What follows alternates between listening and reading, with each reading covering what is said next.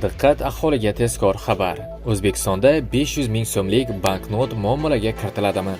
Assalomu alaykum qadrli tomoshabinlar, kanalimizga xush kelibsiz. Videodan to'liqroq xabardor bo'lishni istasangiz, oxirigacha ko'rib, like va podpiska tugmalarini bosib qo'yishlikni unutmang. Diqqat qiling. Ijtimoiy tarmoqlarda O'zbekistonda 500 ming so'mlik yangi banknot muomalaga kiritilishi haqida tarqalgan xabarlar asossiz. Bu haqda Markaziy bank ma'lum qildi. Qayd etilishicha, ushbu xabarlar hech qanday asosga ega emas. Bugungi kunda yangi pul belgisini muomalaga kiritish masalasi O'zbekiston Respublikasi Markaziy bank tomonidan ko'zda tutilmagan. O'zbekiston Respublikasining Markaziy banki to'g'risidagi qonunining 40-moddasiga asosan Markaziy bank O'zbekiston Respublikasi hududida qonuniy to'lov vositasi sifatida banknotlar va tangalar ko'rinishidagi pul belgilarini muomalaga chiqarishda mutlaq huquqqa ega hisoblanadi.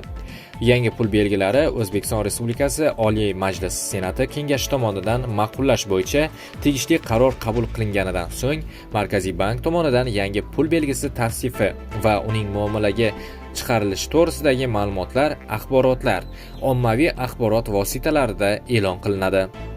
Do'stlar, shu va shunga o'xshash videolardan to'liqroq xabardor bo'lishni istasangiz, kanalimizga obuna bo'ling va bizni kuzatishda davom eting.